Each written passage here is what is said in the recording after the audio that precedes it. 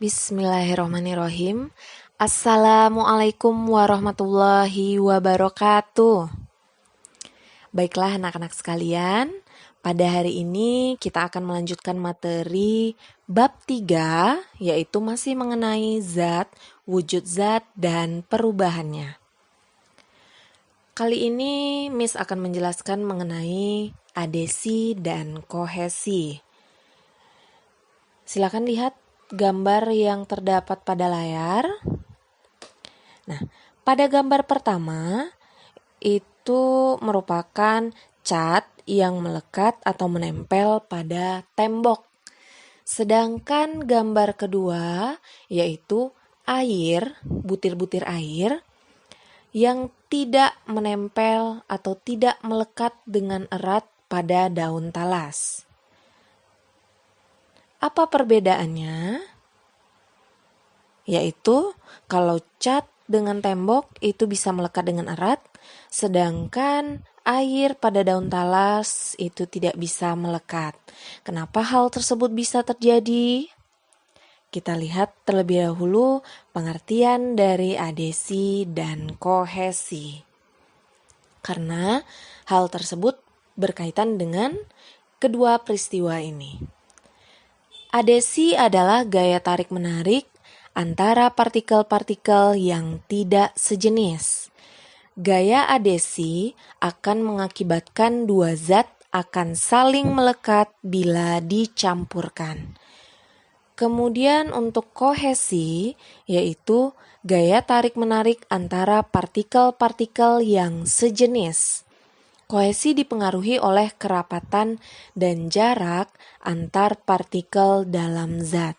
Jadi, untuk adesi ini, kalau kita lihat dari contoh cat dengan tembok tadi, kenapa cat dan tembok itu bisa menempel atau bisa melekat?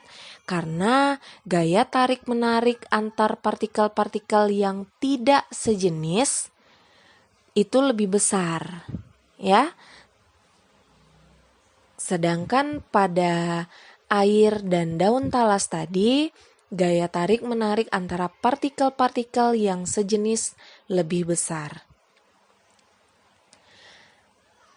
Nah, ini penjelasannya dari contoh adesi ya.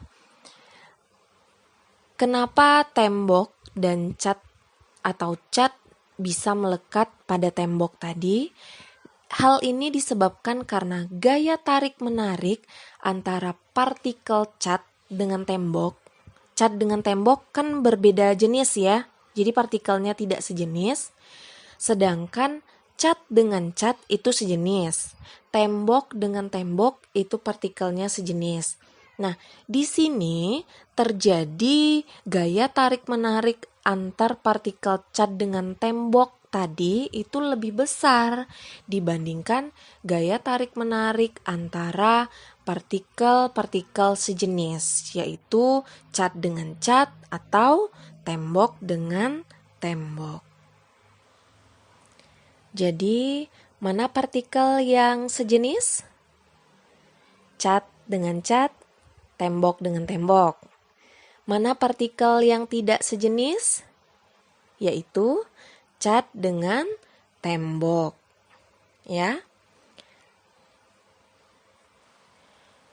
Contoh lain dari gaya adesi yang berhubungan dengan kehidupan sehari-hari yaitu bercampurnya air dengan teh atau kopi.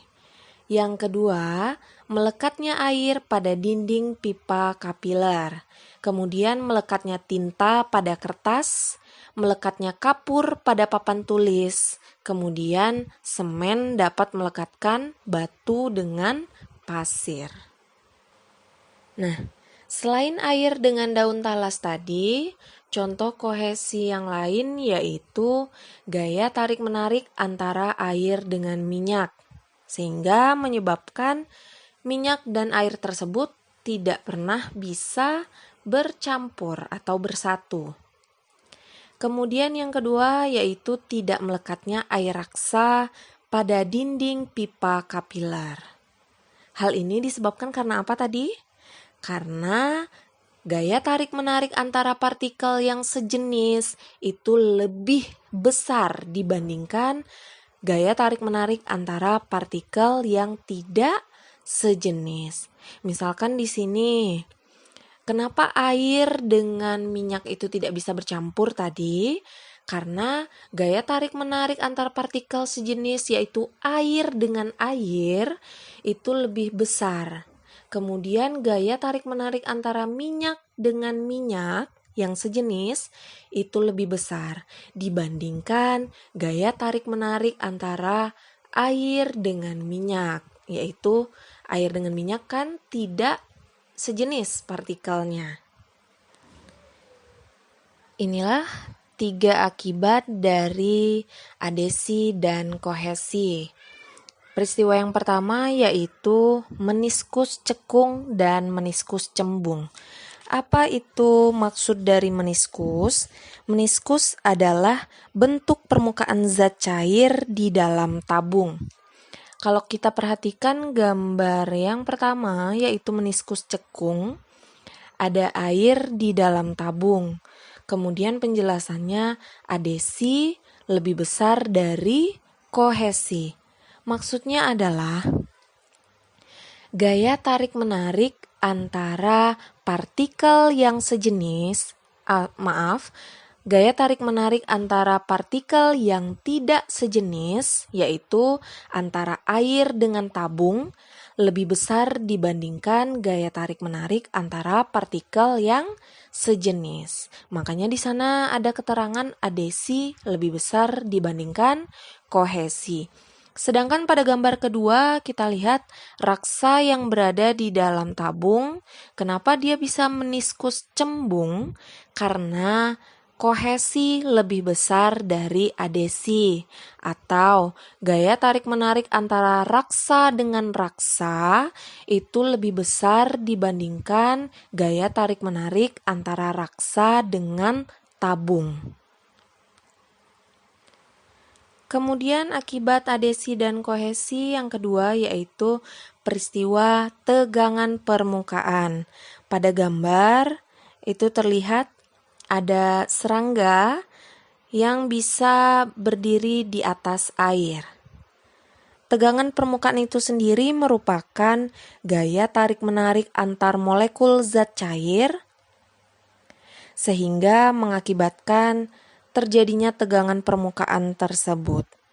Tegangan permukaan menyebabkan serangga-serangga kecil seperti nyamuk dapat berdiri di atas air.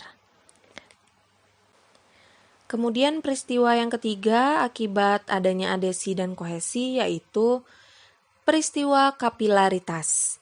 Kapilaritas adalah peristiwa naiknya zat cair melalui lubang yang sempit atau pipa kapiler.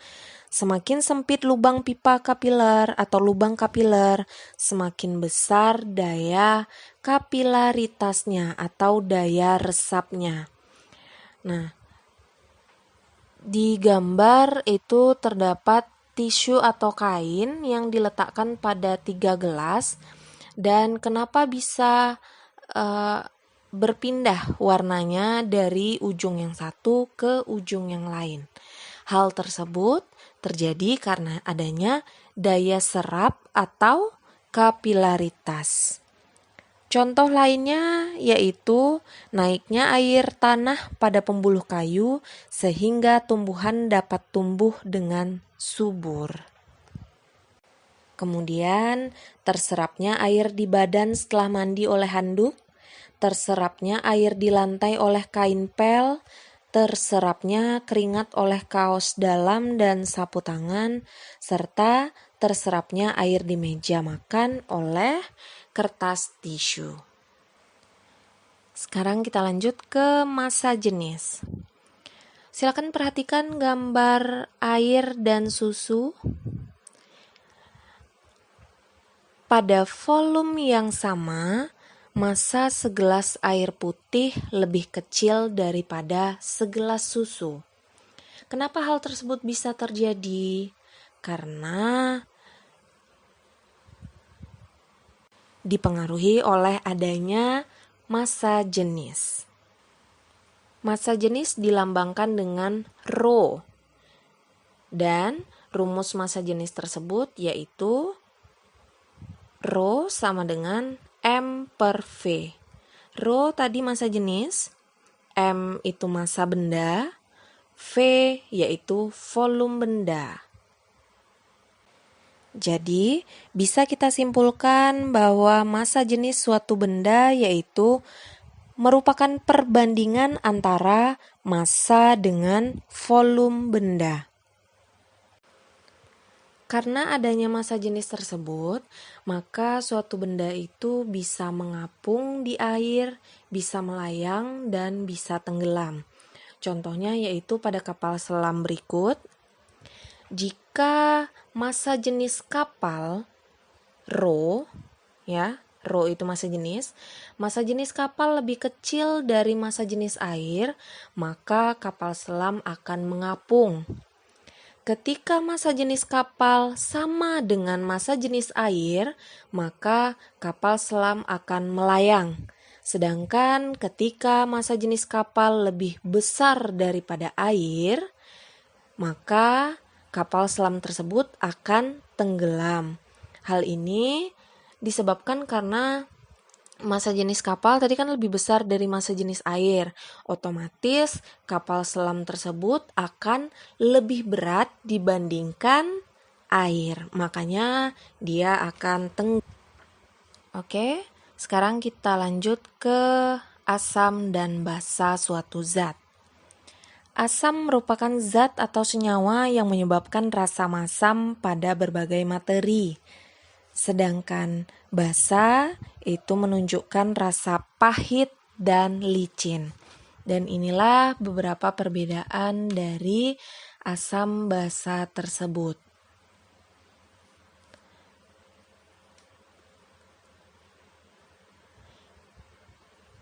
Indikator asam basa yaitu untuk mengetahui suatu larutan apakah dia bersifat asam atau bersifat basa. Indikator asam basa ini ada dua macam. Yang pertama yaitu indikator buatan, yang kedua indikator alami. Pertama kita bahas terlebih dahulu indikator buatan.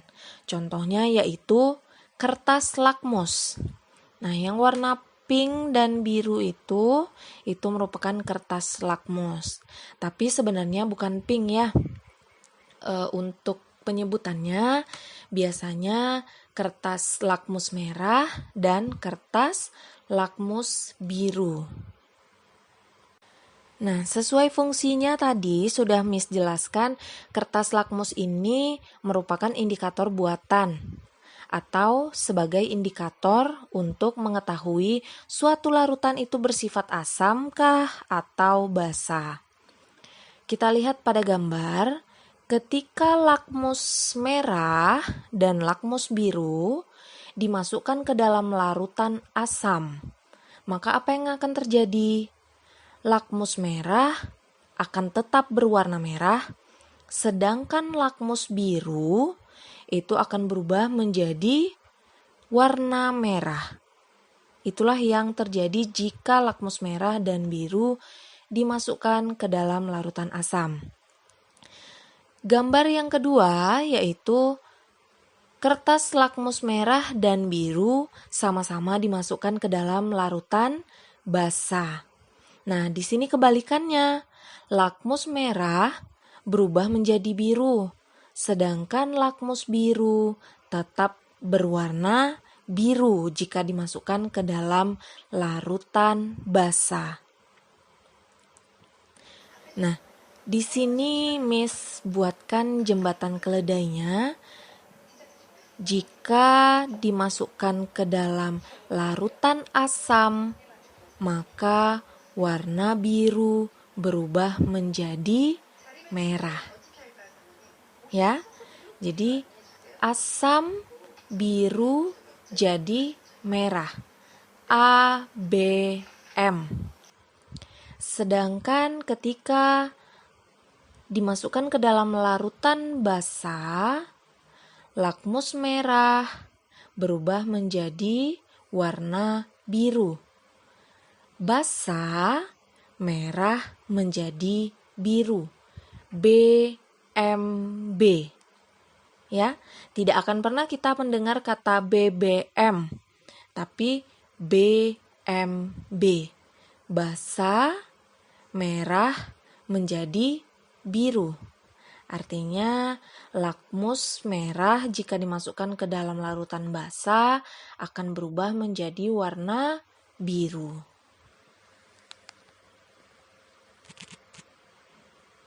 Nah, ini gambar lengkapnya. Jika dimasukkan ke dalam asam, tadi warnanya merah. Tapi jika dimasukkan ke dalam larutan basa, maka warnanya akan berubah menjadi biru. Warna kertas lakmus ya. Sedangkan ketika dimasukkan ke dalam larutan netral seperti air suling biasa atau air biasa, itu lakmus merah tetap merah dan lakmus biru akan tetap berwarna biru. Nah, ini merupakan tabel dari perubahan warna uji asam basa dengan kertas lakmus. Ketika lakmus merah dimasukkan ke dalam larutan asam, maka akan tetap berwarna merah. Ketika lakmus biru dimasukkan ke dalam asam, maka warnanya akan berubah menjadi merah. Begitu cara membacanya ya, terus ke bawah. Oke. Nah, sekarang kita lanjut ke indikator asam basa yang kedua, yaitu indikator alami. Yang alami tentu berasal dari alam, contohnya yaitu tumbuhan. Nah, di sini ada beberapa indikator alami. Yang pertama yaitu kembang sepatu, yang kedua kunyit, yang ketiga kol ungu. Cara kerjanya yaitu sama dengan kertas lakmus tadi. Contoh, jika kembang sepatu dimasukkan ke dalam larutan cuka, maka warnanya akan berubah menjadi merah muda. Jika kunyit dimasukkan ke dalam cuka, warnanya akan berubah menjadi kuning muda. Jika kol ungu dimasukkan ke dalam cuka, warnanya berubah menjadi merah muda pekat. Maka sifat larutan dari cuka ini yaitu asam. Kita ambil contoh yang keempat. Jika kembang sepatu dimasukkan ke dalam air kapur, warnanya akan berubah menjadi hijau. Kunyit, coklat kehitaman, dan kol ungu, kuning kehijauan. Maka sifat larutan dari air kapur tersebut yaitu bersifat basa. Nah, karena kertas lakmus tadi tidak dapat menunjukkan seberapa kuat sifat asam atau sifat basa suatu larutan, tidak ada angkanya, maka kita memerlukan yang namanya kertas indikator pH. Apa itu pH? pH adalah tingkat atau derajat keasaman suatu larutan. Kita lihat pada gambar angka 7. Ya, itu menunjukkan bahwa pH suatu larutan bersifat netral. Sedangkan ketika dia di bawah 7, maka larutan tersebut akan bersifat asam. Dan ketika berada di atas angka 7, maka larutan tersebut bersifat basa. Nah, ini juga terlihat pada video tadi ya. Kalau asam itu di bawah 7, kalau basa itu di atas 7. Sedangkan angka 7 itu sendiri bersifat netral. Contohnya yaitu air biasa atau air suling. Begitu juga dengan garam ya. Garam itu bisa bersifat netral. Nah, garam ini merupakan senyawa yang terbentuk dari hasil reaksi antara asam dan basa. Reaksinya dinamakan reaksi netralisasi. Garam ini ada 3 macam. Yang pertama yaitu garam netral.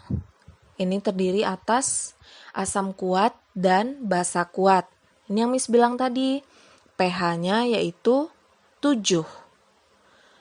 Garam asam itu garam yang terbentuk dari asam kuat dan basanya lemah, sehingga pH-nya kurang dari 7.